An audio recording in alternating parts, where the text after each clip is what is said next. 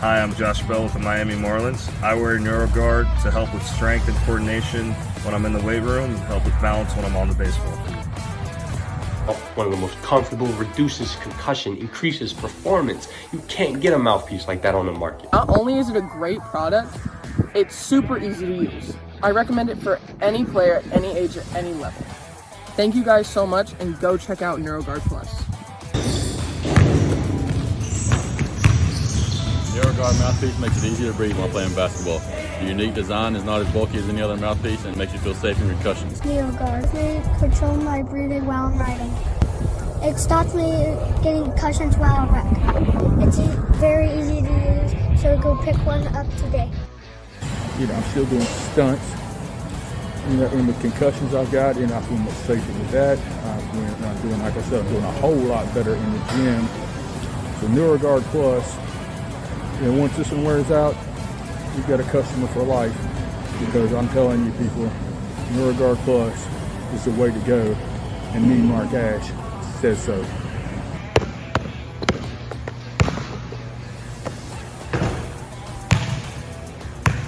Parents, kids, coaches, NeuroGuard. It's the future. Stay tuned.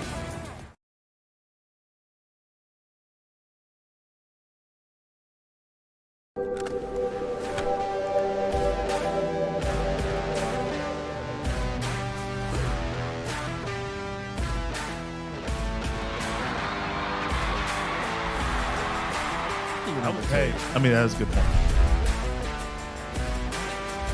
I think we might start seeing some go back.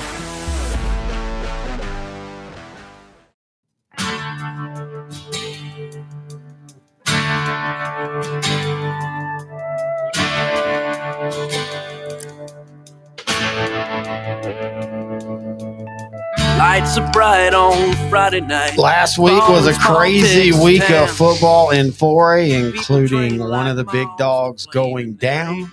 And we're here to talk about it. Hello, everybody. Terry Bennett, Grant Goodwin here on the NeuroGuard Plus Sideline to Sideline 4A Week 7 edition right here on L4 Media. As we hit basically almost everybody's in district or starting district play this week.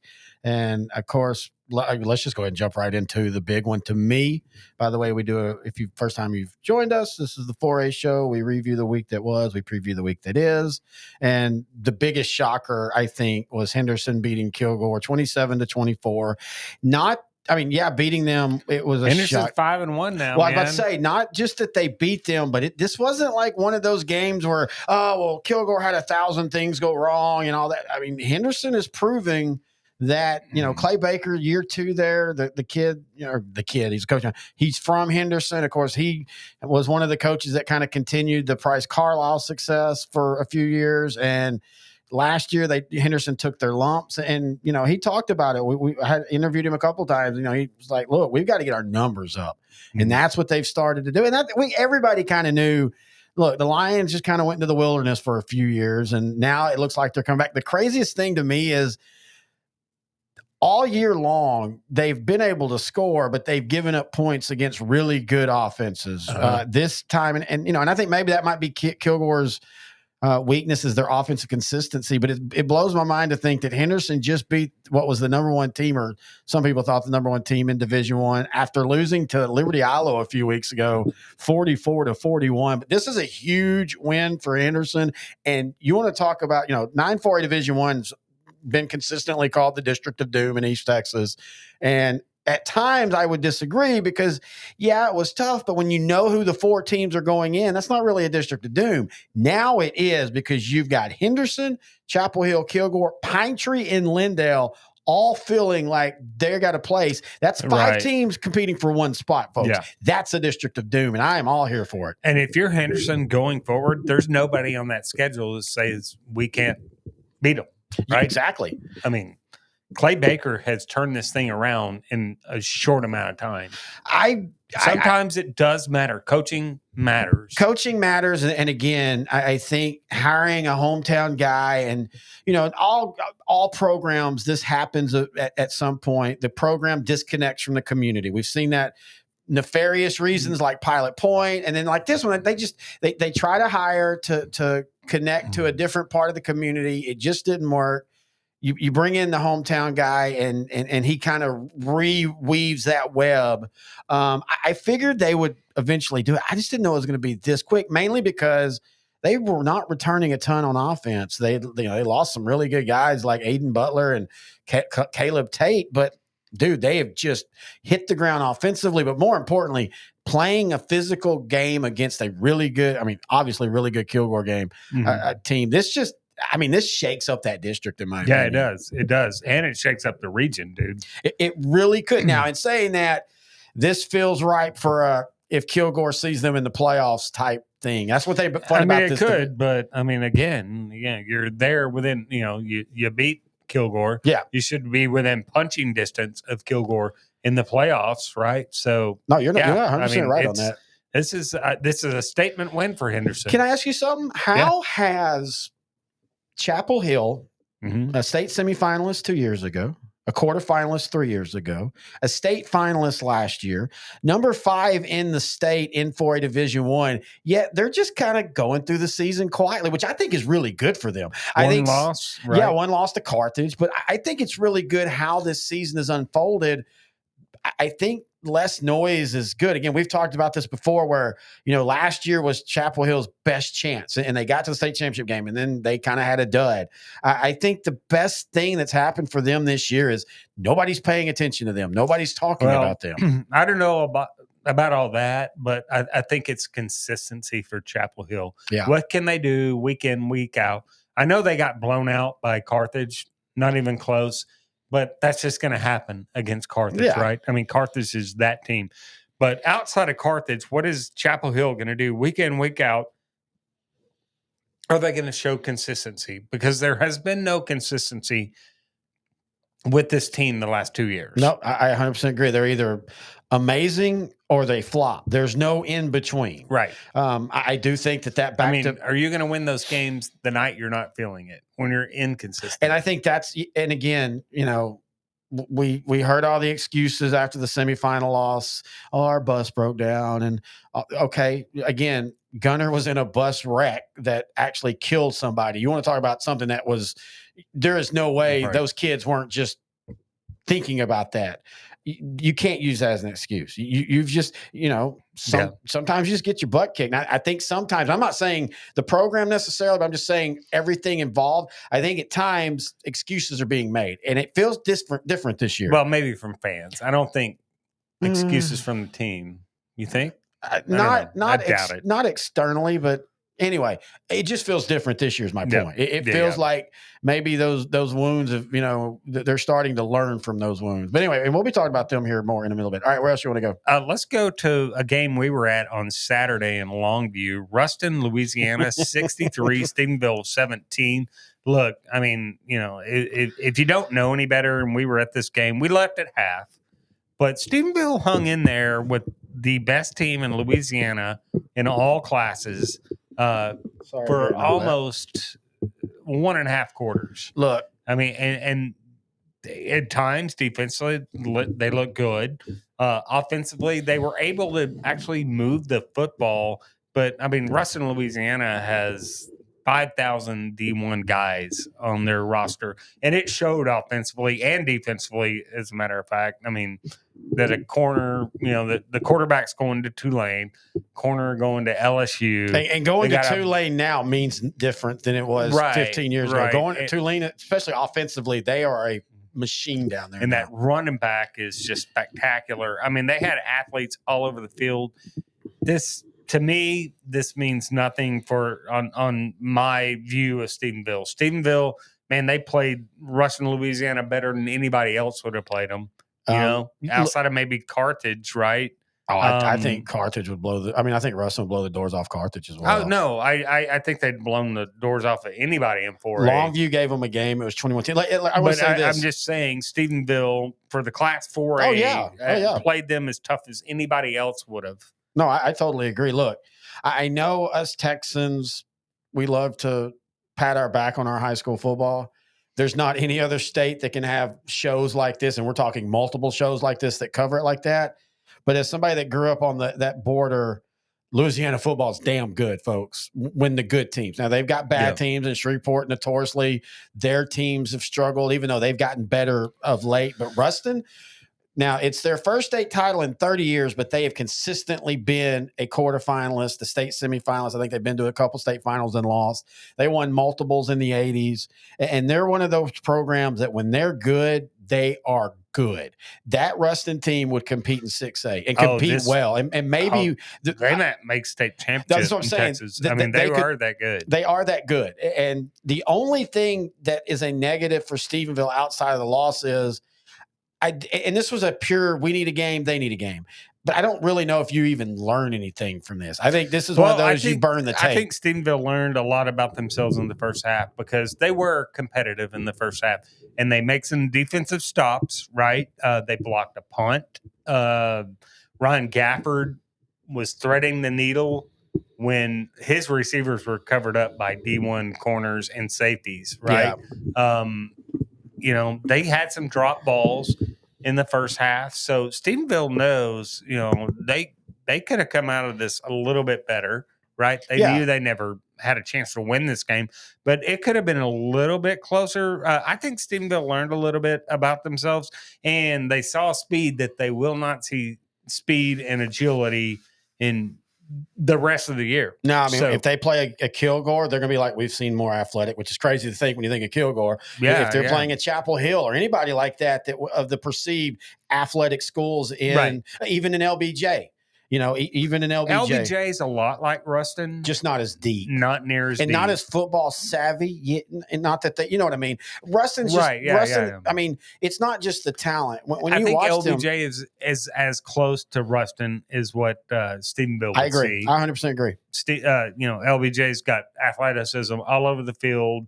That quarterback, that running back, the receivers, the two defensive linemen that LBJ have that are almost unstoppable, but not near what Ruston is. Again, Ruston's second team would make the playoffs. I mean, and they're on, like I said, they cycle in and out. They're a one-town school, so I mean, and they have. It's not like they're top three every year. They have their down years, which is usually like 7 and 5, or but. They're in a very up cycle right now because they have a very young team past not just the big guys. But again, Stephenville, they get to lick their wounds. They get to see something that you're not going to see again, and they go from there. Hey, look at going out to Region 4, Sinton. Yeah. Outlasting Cal Allen 27-13. Cal Allen actually had a lead at 10-6 at halftime. Sinton gets in the second half, and they outscore the Wildcats 21-3. Derek Garcia ran for 133 yards on just 14 carries. Micaiah Green, he had 4 carries for 102 yards. Dude, that's big play right there. Look, we've talked about this before. Sinton's undefeated now, right? Sinton's undefeated, and Sinton has consistently for the last 5 years 8-4, 11-2, 8-4, 10-3. But whenever it felt like they just beat all the teams they should, and then when they played a team that was 50-50 or less, they would usually beat them, except for a couple years ago when they got upset in the second round by Lago Vista. This year feels different because they're methodically going out. In the last 2 weeks alone, they beat Cal Allen 27-13. They beat Christy Miller 23-16, who had beat Cal Allen 2 weeks ago. And when you're winning by 42-27, 42-12, 35-21, they're grinding opponents down. And they've got Garcia, who. But it looks like that Sinton can actually win a game however they need to win a game. You need 40, they can score. If we need to be in a shootout, we can win in a shootout. If we can win in just an ugly grinder, we can win that way too. And that speaks big for the Pirates. Oh, and you and I have talked about that is one of the markers for me when I'm looking at who are the state semifinalists, who are the state champions. Right. The guys because every year in the playoffs, I don't care if you score 70 points a game, there's going to be one round, whether it be state championship. Sometimes it's a random second round where the weather is bad, it's cold, you just don't want to play well, and you end up needing your defense. And I don't care if your defense shuts everybody out. same thing. There's going to be one round in the playoffs where the other team has figured you out or something, and you've got to be able to adjust to that moment. Yeah. Great teams do that. And usually teams that win state or go to the state semifinals have done that at least. Sinton's starting to look like that. They really are Right. in a region that, Wimberley's, Navarro is very down. Like, wow, way down. Laga Vista struggled. They lost to Gerald last week, 35-16. Gerald might be legitimately I could see them doing what Laga Vista did a couple years ago. That first year they dropped into 4A or went up to 4A and they made the region final. Mm-hmm. Gerald could easily be a team that Sinton's playing on that in the region final. Not necessarily because Gerald is great, but everybody else I is still trust in Wimberley enough to get there. I don't. Not yet. We'll see. I mean, outside of Sinton, I don't know, that region is wide open. It really is. But I think Sinton has emerged as the favorite of it this year. Yeah, and Cal Allen still has a say in it. What other division? They do, but I really think Sinton announced themselves on a region level at least this week. That a huge win for Sinton, almost like a statement win to me. All right, Seminole 49, Hereford 17. This was a statement win. Oh yeah, Hereford came in undefeated. Man, Hereford's Seminole, still good. Hereford's they're really good. Yeah. And for Seminole to beat them 49-17, Seminole's all everything. If there was an All-American quarterback in high school football, White Holstrom for Seminole would be it. He threw for 342 yards, 5 touchdowns, and ran for another 70. Yeah, I mean, that's special right there. And again, we were talking about, like you said, guys that can just do so many different things. And then you also had Logan McCormick. He ran for 162 yards. Yeah. So in an offense that's, they're going to throw a bunch. If they're getting 200 yards rushing as well, we keep talking about the Stephenville. And let's not forget about the Seminole defense. They haven't been giving up big numbers as far as points wise, right? I mean, they've held them down. I mean, they're doing everything they need to do, this Seminole defense. So this is just a well-rounded Seminole team. On the year, yeah, you're right. Good call. On the year, 20, they've given up 21 to Canyon, West Plains, 10, 7, 15, 8, and 17. And like that Hereford game, I didn't see the box score. That's could be very well some of that's trash points. I said Steveville, they're Seminoles Division II. Looking out in that region in Division II Seminole to me is kind of like Sinton has said, hey, we're the favorite. Come to us this year. Come take it. Yeah, that's right. All right, Cuero 24, Harlingen 14. What a game. This was a classic, right? Harlingen's leading 14-3 at the half. The Cuero defense pitched the second half shutout. Kind of Cuero seems to be finding their way after kind of losing their footing the first 2 weeks, right? The first week, Columbia, and then they lost to Corpus Christi Miller 3 weeks ago. Inside that, they've beaten a Yoakum team. That's a big rivalry. They beat Belton. They've played a weird 5A, 6A schedule. It was funny because, the Carthage, San Benito, that was all talked about, mainly because of where the teams are. But there was also that 6A, 4A talk. And I'm thinking, San Benito's not a great program. They're an okay program. They're a pretty darn good program in the Valley. Yeah, but I mean, if you put them in another 6A district around the state, they're a playoff team, but they're not rolling through district and winning district. Harlingen consistently is a 1 or 2 seed out of their playoff. And I thought this would be a better game. I actually thought Harlingen would win. I think this isn't, it feels like we're talking a lot of season defining games. And I know this isn't a district game, but it felt like they needed that win. After the other 2 tough teams were Columbia and Christy Miller, and Christy Miller's been up and down. Those were the 2 toughest teams they played, and they got the doors beat off of them. For them to turn around and beat a solid Harlingen team and doing it trailing by 11, and then, as you said, the shutout in the second half. I think this is one of those wins. If Cuero ends up having a good playoff run, you're going to circle back to that game. But they'll be playing Sinton in a couple weeks in district. That might be a game. Yeah, speaking of the Valley, Carthage 56. The aforementioned San Benito Greyhounds 0. Carthage 56-0. Dude, this is why this is a pissed off Carthage team that look. Carthage loses to Kilgore week 1 at a game we were at with a hobbled Surratt at quarterback, missing 3 other starters basically, and then now Carthage is getting healthy. and we're about to see what Carthage can really do. And let me tell you, Carthage is going to be Carthage. And the thing about that game, it wasn't just losing, and it wasn't just that Jet Surratt threw, I think, 4 interceptions and technically 5 because of on a 2-point conversion. It was at the end of the game, we all thought Carthage had done what Carthage always does. It was an ugly game. They didn't play well, but they got the big touchdown. And you think, okay, Carthage is going to do Carthage things. And then Kilgore didn't let that happen. And it was like, that was like a double gut punch because Carthage don't lose those games. And they did. Right. And they were beat up. They were beat up, but also at that time, Kilgore was playing better. And Kilgore, even though they got beat this week, it's still Kilgore. But I kind of feel like if the season goes like Carthage thinks it will, and they end up playing for state, I think Scott would easily say it started with how angry we were after that kill. Oh, yeah. It almost might be the best thing for them type of thing. Absolutely. I think Coach Surratt's probably, on the outside looking like he's really upset at that, but he's like rubbing his hands like, I got their attention now, right? Exactly. Yeah. All right, Cuero, we said that one. How about Lampasas 24, Lorena 13? Lampasas is a quiet 5-1 now. I mean, you saw Lampasas on video a couple of weeks ago. I saw Lampasas a couple times through a video. What game was that I was watching? I watched one online, and I was very impressed with them. I mean, offensively, and their defense pretty stout too.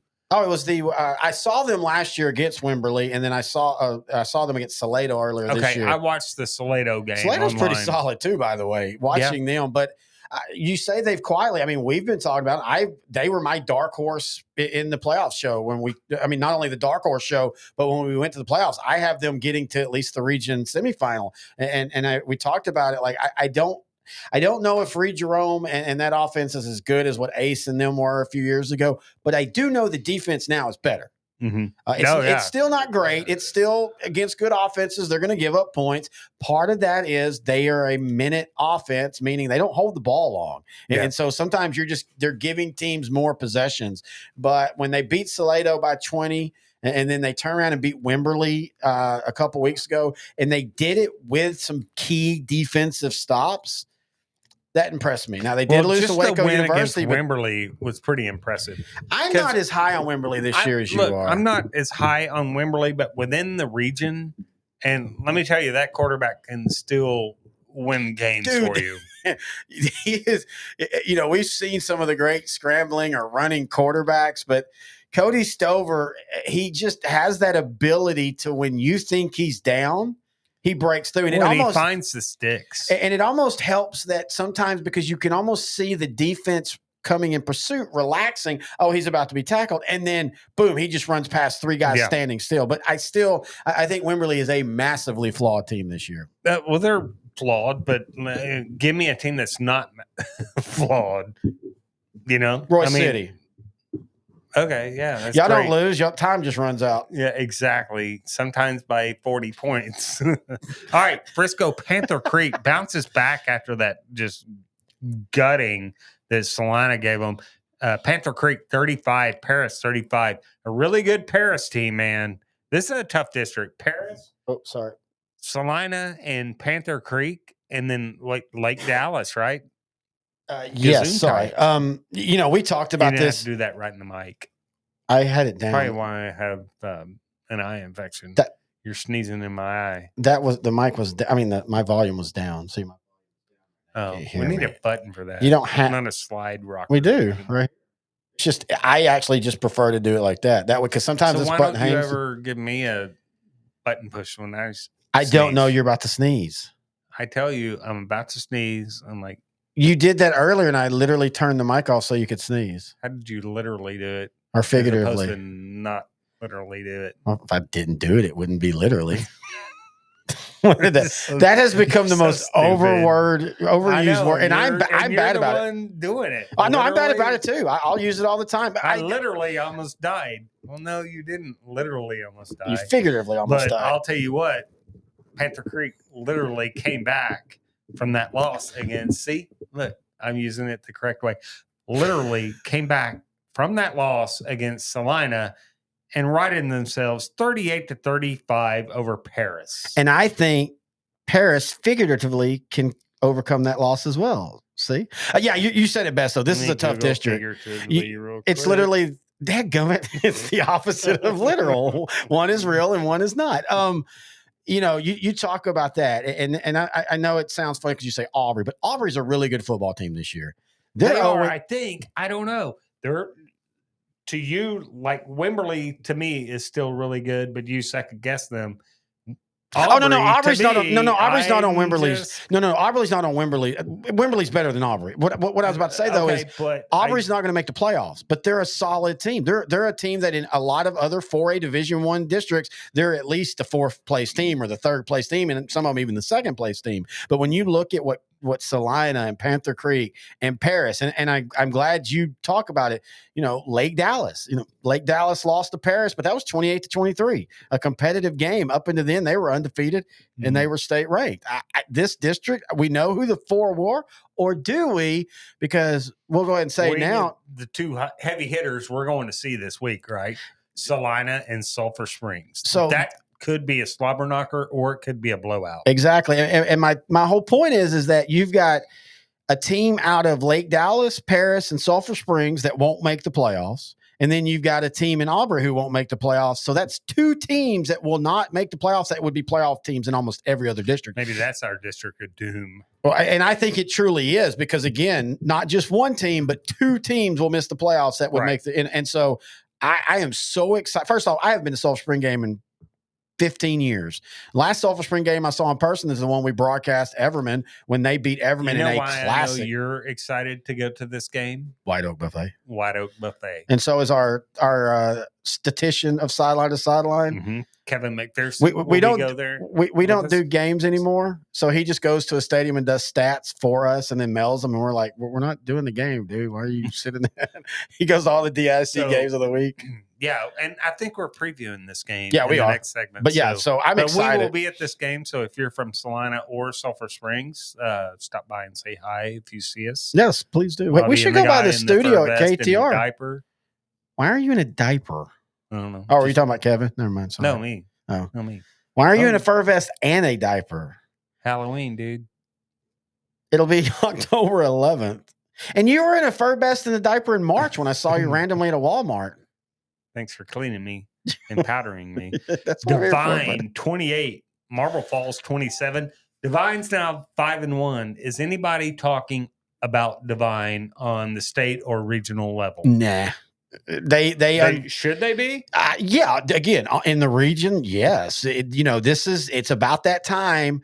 They usually cycle in every couple, about 4 or 5 years. They'll have that team that'll go 2-3 rounds. The issue is that that's their limit. I'm not saying it is this year. I'm just saying consistently. And the best mascot in the world, right? The War Horses. They just, dude. I look, no that offense. Gets me all just fired up. No offense to their helmets that usually have DW. That's perfectly fine. How do you not, at least on the other side, have an angry looking horse that's got fangs? With blood dripping. Well, no, that's the kind of horse you have to put down because they've got diseases, man.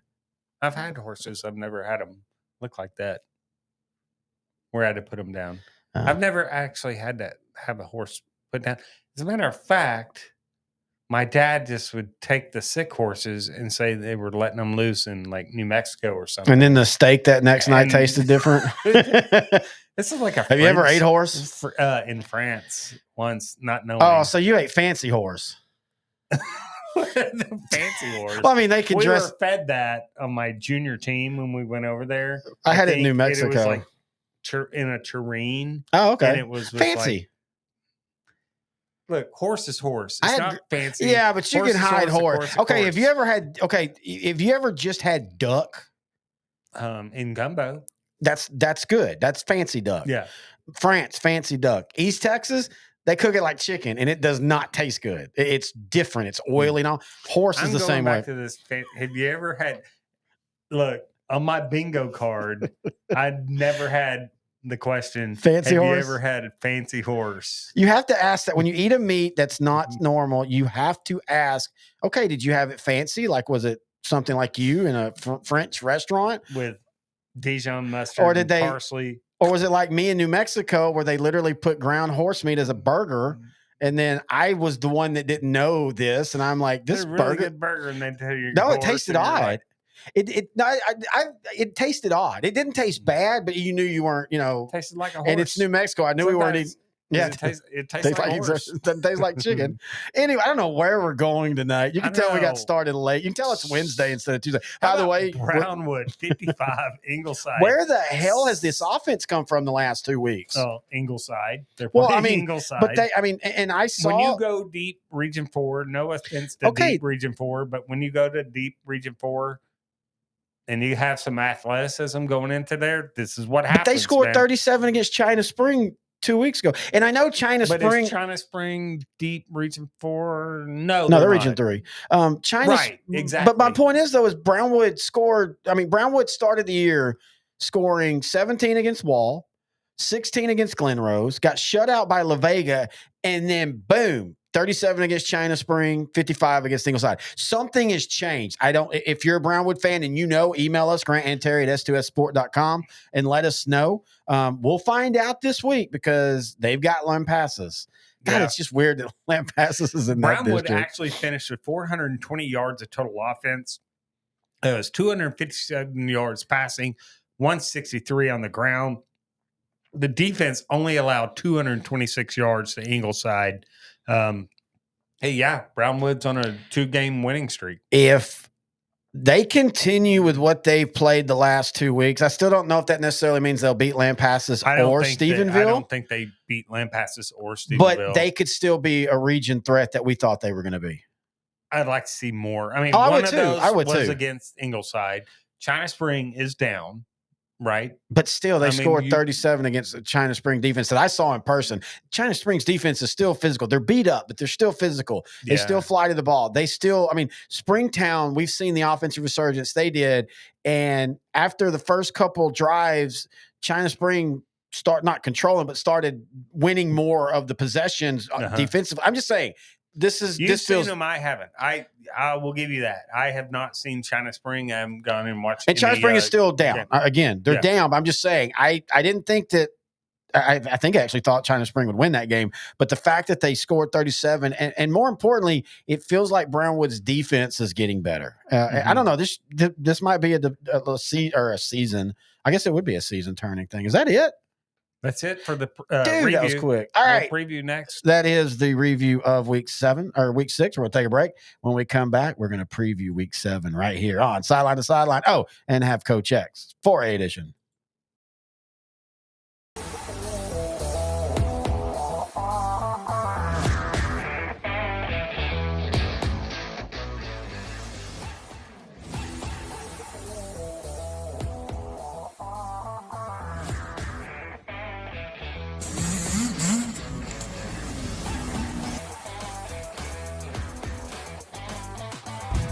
Hi, I'm Josh Bell with the Miami Marlins. I wear NeuroGuard to help with strength and coordination when I'm in the weight room and help with balance when I'm on the baseball field.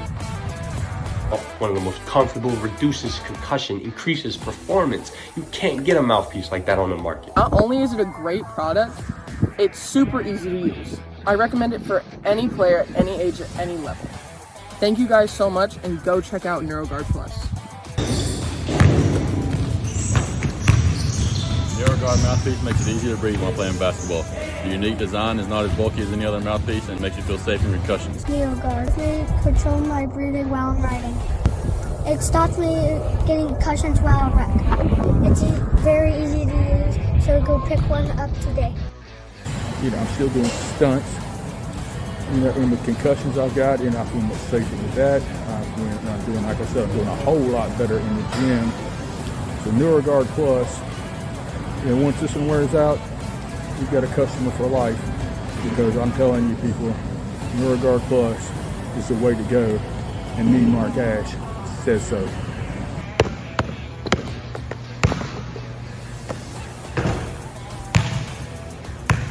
Parents, kids, coaches, NeuroGuard. It's the future. Stay tuned.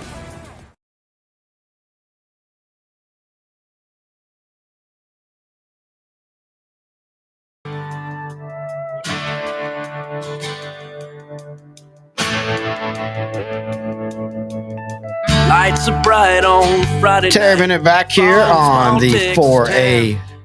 edition of Sideline to Sideline.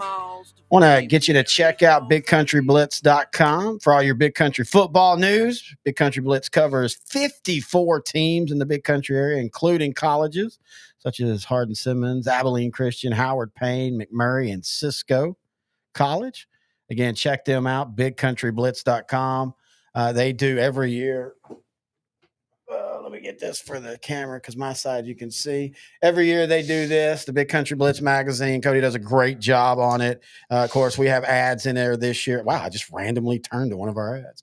We have ads on it this year, and we know that people buy this magazine because we've had people that we've normally not heard from that are in the Big Country area, messaging us about our show. And whoops, this is driving me. Sorry, earlier tonight you heard a lot of maneuver. You don't really hear it on the video, but if you're listening to the audio portion only, you're going to hear this. My mic arm is just being a pain in the butt today, so I'm having to adjust it. But anyway, check out Big Country Blitz online at BigCountryBlitz.com.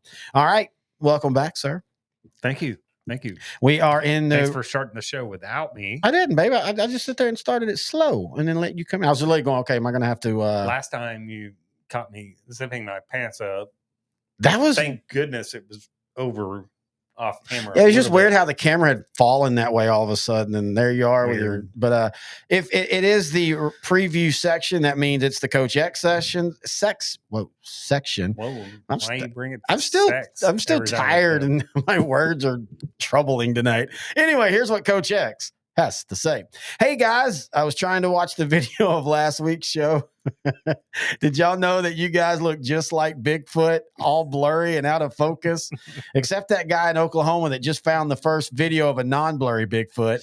And we are in such a place in the world that nobody gave it him. Same thing with all the alien stuff. Last year, they finally released some alien files, and the government UFO files, not actual. Well, yeah, aliens. UFO files. But they basically went as far as the saying, yeah, we now almost have 100% proof of aliens without saying it. And everybody's like, yeah, that's great. The world's burning. Can we take a ride with them maybe? Same thing with the Bigfoot thing. It made no news. Think about that. I don't even know this Bigfoot news. I don't buy into Bigfoot. I buy into UFOs. I do not buy into Bigfoot. There is no such thing as a Bigfoot. I know. Whoa, back up, partner. Why are you getting like that some big shocking thing? Because I can put up with your political rants. But you just said you don't believe in Bigfoot. I know. Wow. But no. Look, I know there are parts of America that are still undiscoverable, like the Florida Glades. There's some parts in the Northwest. There's some parts in Texas. But at this point, give me one part in Texas that is not undiscovered. Because South Dallas. Every blade of grass in Texas is getting put an apartment or a warehouse. No, you're right. But I mean, like down in Big Bend and stuff, there's still some parts you don't see a lot. So even then. My point remains. Well, you made Welcome to Dutch Brothers. You made. Well, I hope so, because we're going there in February. Right? Me and you try to act like we're not into chains, and we're both like, is there a Dutch Brothers in this town? Well, certain chains. Is there a Dutch Brothers? You want to order Chili's later? Because I'm really craving their fries. But my point is there is enough of people everywhere that we would find a skeleton, not even a live Bigfoot, but a skeleton or something like that. I did not want to discuss Bigfoot tonight. Anyway. That's on a sideline after dark. Well, Coach X started this. Okay. Anyway, so let me finish. Think about that. We found the missing link in the theory of evolution chain, and everybody was like, so what? The video is not that impressive. Like, yeah, it's fake. Have you seen the Kicked in the Nuts challenge on TikTok? To me, that is as crazy as when Grant hosts a Diddy baby oil freak off party. And that is what Coach X has to say. Okay. My Diddy party was not baby oil. It was butter and mayonnaise. And it was a bunch of dudes on accident. I thought there would be a girl. There wasn't. So it wasn't Diddy-esh. Let's talk Salina versus. I didn't have a Bieber or a Kardashian there. You're too fancy. It's like Fancy Horse. Hell, I didn't. I didn't even have a Jenner there, dude. Oh, wait, which side? Caitlin. Well, I mean, like, which side of him? Her. The Caitlin side. Or maybe that's what changed. You sure he wasn't at that party? Maybe that's what changed him. Anyway, let's talk Salina versus Sulphur Springs, because you know they want to hear their names after all that. We're going to be at this game. I still think I'm going to go ahead and spill mine. I still think Salina will win comfortably. I'm more wanting to see just what Sulphur Springs looks like, because I'm sorry. You talked to Matt Stepp, and Matt was telling you, like, yeah, dude, I really believe that Sulphur Springs is good this year. I was talking how big their offensive line was. Yes, the size of their offensive line and how Salina's offensive line is big. This might look like Texas versus Georgia. Yeah. Up front. Right? And you've got Sulphur Springs has speed with Caden Mitchell at quarterback. He's already thrown for 1,000 yards. Jackson Hare, great name for an athlete. He plays wide receiver, but he also plays running back. He's being used a lot like Debo Samuel does at San Francisco, where he'll split out wide a lot, but they'll run jets with him, sweeps and passes. I think Jackson Hare might be the key for Sulphur Springs if they're going to win this football game. That offensive line and Jackson Hare and the defensive front for Sulphur Springs are the three places where Sulphur Springs is going to have to make hay in order to even stay in the game or beat Salina. But, I mean, when you got Bo Bentley against you at quarterback, and then Harrison Williams and Logan Gutierrez at running back, those two running backs are some of the best running backs in Class 4A, and I don't know why we don't hear more about them. It's the Emmitt Smith thing. Everybody just goes, oh, well, Salina has a great line. Salina has, and they do, but Harrison Williams and Logan Gutierrez, look, great running backs know how to set the blocks up for their guys. Right. This is one of the things that annoys me when people talk Emmitt Smith and Barry Sanders. Emmitt Smith doesn't get enough credit for, he made the linebacker so many times think one gap and then cut to the other. And that just, it's called fitting your blocks. And that just allowed the center to get to that linebacker easier. Or framing. Yeah, framing. That's what we used to call it. Now it's called the blocks fit like a puzzle. And we also called it bubble bounce, and that's when you basically cut inside to force the defender.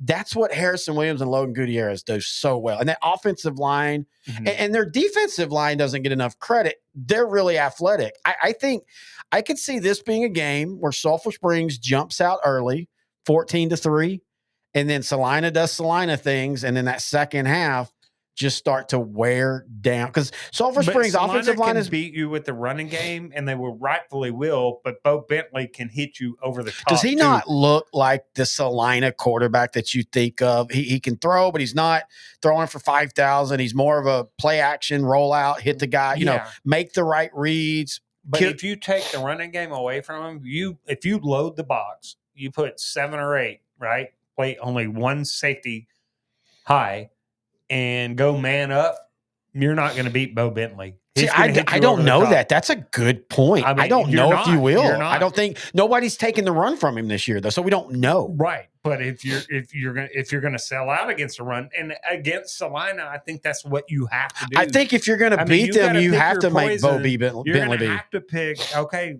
make Bo Bentley beat me. But the thing is, I don't think Bo Bentley is going to miss on those single high man-on-man matchups. Oh, I don't disagree. We just haven't seen it yet this year. That's a good point. Really good point. And I also think that Salina has the advantage here on the defensive line. That defensive line for Salina is nasty.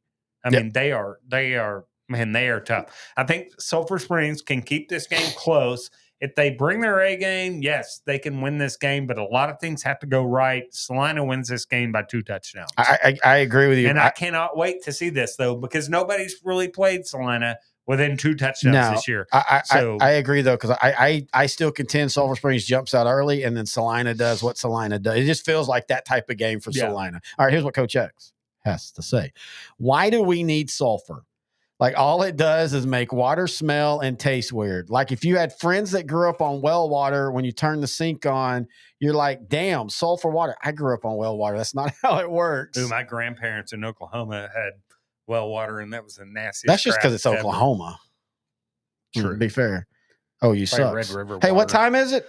OU sucks. It's that week. We get to do that. So why would you want to name a town after that? What are you going to go with for the name of your town? How about Asswater? Really? That is what you're going with? That's where we are? How about Sulphur Springs? I like the cut of your jib. I like when he uses that. He thinks Salina wins. All right, let's go out west.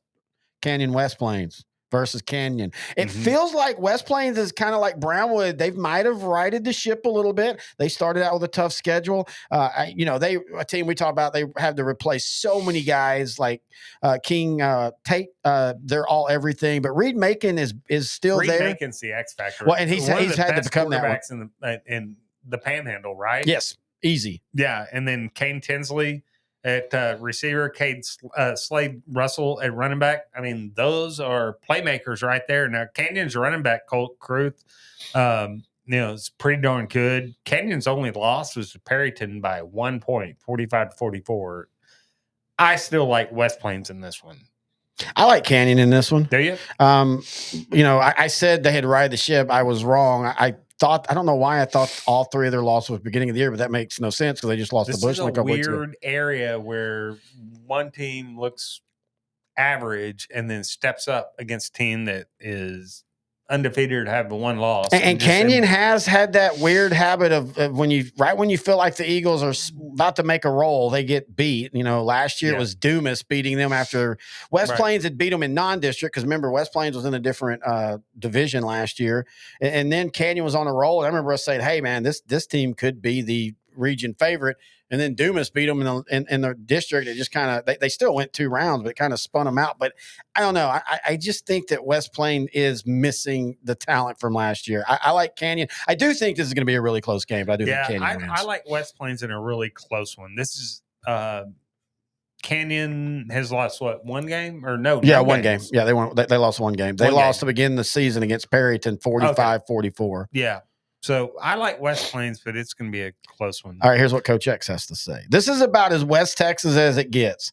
Holy hell, I just realized that if these two schools would combine, they would almost be West Cannon. The Coyotes, my Stars, Johnny Moxon. Then they should play Gilroy. There have been hell since they dropped down from 4A. Hey, that strip club scene was filmed at the landing strip off of 183. Let's go, West Plains. Yes. I went, my 21st birthday was at the landing strip before Varsity Blues. Not too long before though. Got kicked out too. Not because of myself, but somebody else. Sure. It wasn't really. All right, Western Stark versus Jasper. Boy, Jasper has just not been Jasper Have they this year. Bad, or they're just not as good? I think it's a little bit of both. I think it's more of they're down talent-wise from where they were. Western Stark's been a surprise, right, compared to what they had last year. Yes, very much so. This is the first district game. West Orange Stark, we talked about it many times. We'd seen them twice, and both times they were not great. The first time, though, it was competitive against the team at the time we never thought was going to be in the state final in P&G. Yeah. That was the year P&G started this run. But then last year, that Belleville game, I mean, we don't say this a lot, but they looked like they gave up. But then they didn't give up. They just didn't want to be there. Well, yeah, there you go. I don't even think they ever started. Right. But then they blow the doors off of Newton to begin the year. Right. And it wasn't that they beat Newton, but it was the fact that they beat them 38-8. Then they lost to Nederland, 1-point game. No shame in that. And then they beat La Vega. But they also held a very explosive offense that still was figuring out the quarterback. They've gotten better, but held them to 27. But more importantly, West Orange Stark held La Vega to 27. La Vega, okay. But more importantly, West Orange Stark has continued offensively looking really good. They have scored, outside of the Nederland game, they've scored at least 34 points in every game. This is not a West Orange Stark team we've seen. Yeah. Now, I still think Jasper's defense is still Jasper's defense, but I like West Orange Stark to win this, even though it is tough to go into Jasper. I think the Mustangs will, and I think they might win it by 14. I think West Orange Stark wins this one by 7. I have no problem with that. 7-10, something like that. But I think West Orange Stark wins. All right, Brownwood and Lampasas. Look, I think Lampasas is going to win this by 2 to 3 touchdowns. I'm starting to get sold on Lampasas. I think Lampasas wins. I would have said the 3 or 4 touchdowns 2 weeks ago. I'd have been right there with you. But not based off of last week. Ingleside. It's not that they beat Ingleside. It's that they scored 37 against China Spring and then back that up with 55.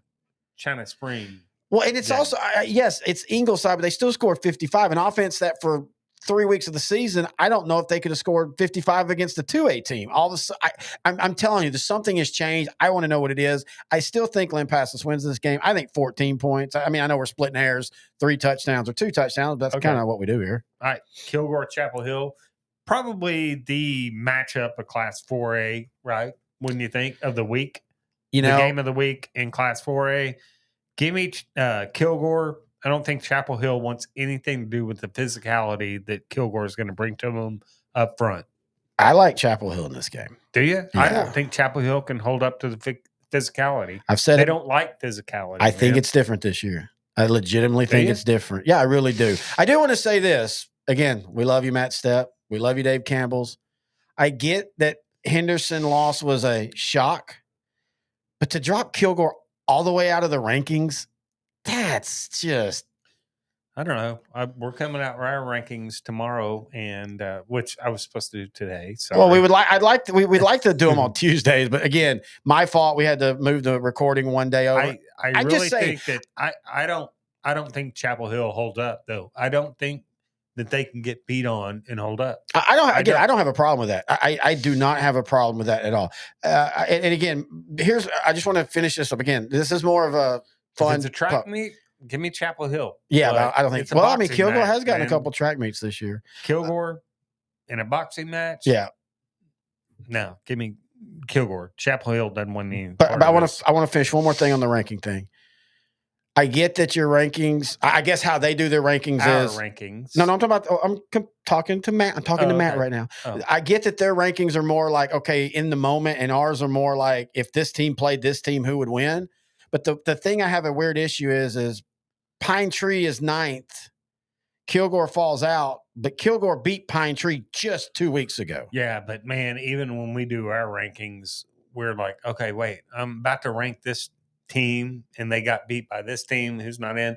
Like, it's a thankless job. No, I know. And again, this is all more just you and I never take this serious. This is all more just us having fun in football theory. And I agree with you on that. But when it's literally the week before, I don't have a problem with Kilgore dropping to the bottom, but I just don't think they should have dropped all the way out. Because I think we're realizing, and you're going to realize this wasn't an upset as much as a good team beat a good team. That's all I want to say. Yeah. You suck, Matt. No. All right, where do you want to go next? Eagle Mountain versus Brock. Give me Brock. Give me Brock, but I'm going to tell you what. Eagle Mountain next year has a very good chance at being the Bernie, the Panther Creek, the what was the other one? Davenport.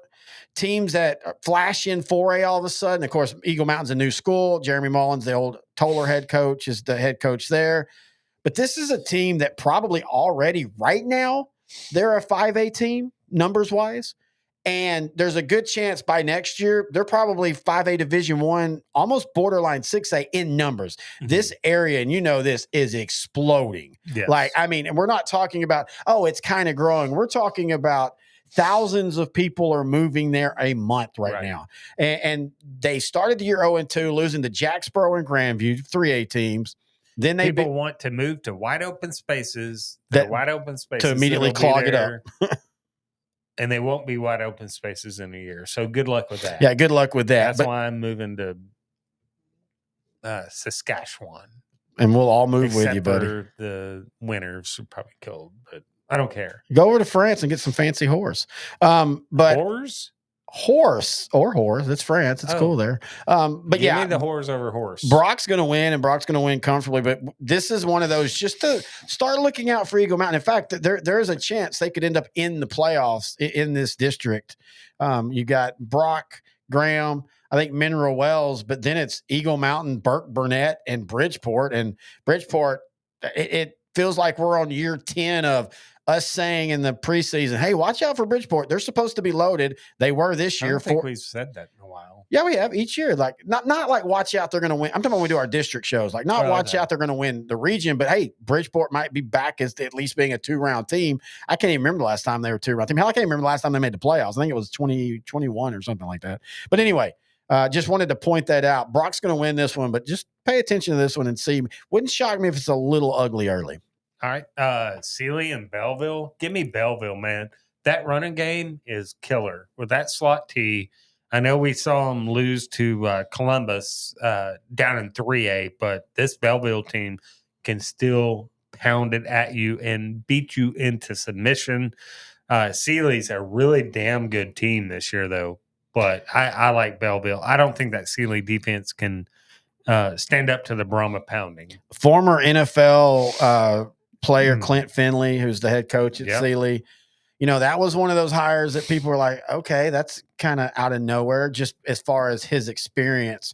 But look, I think he's not turning around the program. The program hasn't like fallen off, but it had gotten stuck in the 8-5, 8-3, 8-4, 7-5, 2-round deep. Yeah. I think he's pulling them out of that. If this game was in Sealy, I might say this might be an upset, but man, I don't think it matters. The pasture of pain. Oh, I think it does. I think this is a competitive. I think this is a 1-possession game. I think Belleville wins, but I think this. I just think that Belleville's game, maybe it lends itself into being a closer game, but I think Belleville dominates the line of scrimmage here and just does what they do, and I think it's a 14-point game. I think I've seen a Belleville team that struggles defensively, though. Bad. And yes, against really good teams, though. Okay, but Hitchcock and Columbus. How do we know that Sealy's not a really good team offensively? And I don't think they're Hitchcock or Columbus good. I mean, we don't know. I'm not going to say that they are or not. We don't know that yet. If I have to make the pick, I'm assuming they are not as good. Oh, no, I agree. That's what I'm saying. That's why I can't say that they are or not. I agree with you. I think Belleville wins. I just think it's going to be a close game. All right, Carthage and Center. This is, I think this is over in Carthage, right? Center's going over to Carthage. Center comes to this game undefeated, 5-0, with a big win over Madisonville, 17-14 a couple of weeks ago. Madisonville, they're so fun. They're not. I mean, this defense for Center is much better. It's funny how we talk about a team that loses a lot on one side of the ball, and you think, oh wow, what are they going to do? Without Cash Cross and Caden Dixon, and the offense has still been good. Maybe not as prolific, but that defense has really started to round in the form, holding Dangerfield to 23. And I know we can talk about Dangerfield, but still Dangerfield to 23, Madisonville to 14. Look, Carthage is going to win this game. I think Carthage is going to win it comfortably, but I don't think this is one of those that's 42-0 at half. Now watch it be 42-0 at half. Look, man, you forget. Carthage kind of coming into form after that loss. Week 1 loss to Kilgore. The last 3 games, they haven't given up more than 2 touchdowns in a game and have scored over 50 in each of those games. And they also beat the ever-living dog mess out of Chapel Hill. But you don't trust. I mean, but your whole reasoning of picking Kilgore over Chapel Hill, which is valid, is Chapel Hill doesn't really want to get physical. Like they don't like that. Mm-hmm. So I mean, is that Chapel Hill's that weird team again? We talk about they're ranked, they're talented. They are very talented, but we don't trust them in any game where they're playing a team at their level or above. So I don't anybody that can mash it up in the middle. Yes, exactly. I don't think. I don't know. So I might be wrong, and I could. No, I don't think you're wrong. I think those are valid points. I think the last 2 years have shown that. I'm just saying. Look, Carthage is Carthage, but I don't know why I'm not even arguing with you. I think they win comfortably. I just telling you, don't be shocked if at halftime it's 28-14 or something like that. Sometimes Carthage plays with their food. Well, I just think Center might be better overall this year as a team. I think Center probably. I think Center's going to be a fun team in the playoffs with the right draw. If they get second, absolutely, they're going to be fun. But this will speak more to Carthage. I agree with you on that. Right. All right. Let's see. Seminole. Hang on, Coach X. Oh. Remember, he does some of these. Dude, I thought we gave him like 2 games. And then he did 2 more. Why does this game make the run sheet every year? Hey, we are Center. We are 5-1 on the year, and we're going to beat Carthage and announce ourselves as kings of the district. This is our year. 63 points later. Man, you guys, Carthage was really good. We will get them next year, though. And then that sentence has been said for the last 8 years. He's not wrong on that. And I love he did, for one of the few times, this is when you know he's filling his oats. He gave a score prediction 63-7. So Ooh, we'll you see. said 63-14. Didn't you? No, I said like 40. Somebody says 63-14. No, I said I think it's going to be like a 50-30 type game. I think it'll be 50-0. Wow, calling for the shutout. I can't believe you think Center's going to shut out Carthage, but okay, let's keep going. I didn't say it on that side of it. All right, Seminoles 6-0, taking on a 5-1 Fort Stockton team. Man, Seminoles, White Holstrom again, 1,765 yards passing, one of the best in Class 4A. Logan McCormick at receiver.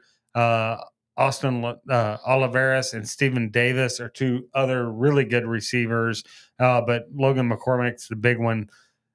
Fort Stockton's Ron Nunez, one of the best receivers in Class 4A, even stuck out there in Region 1. Nunez has done amazing stuff the last 2 years, and he's got a really good quarterback in Cash Norman, right? Yeah. The ball. Sorry, I was reading some of this.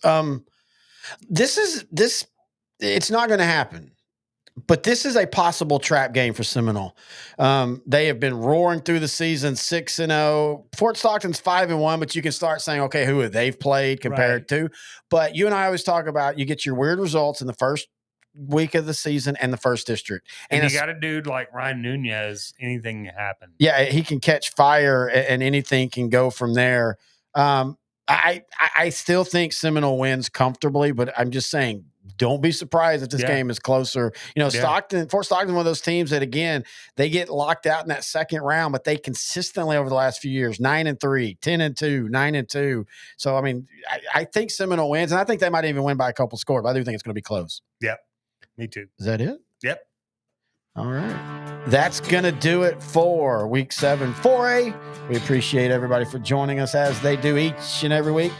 Check out, if you only watch on YouTube and you need to listen only, check out our podcast site, s2sgrantandterry.com.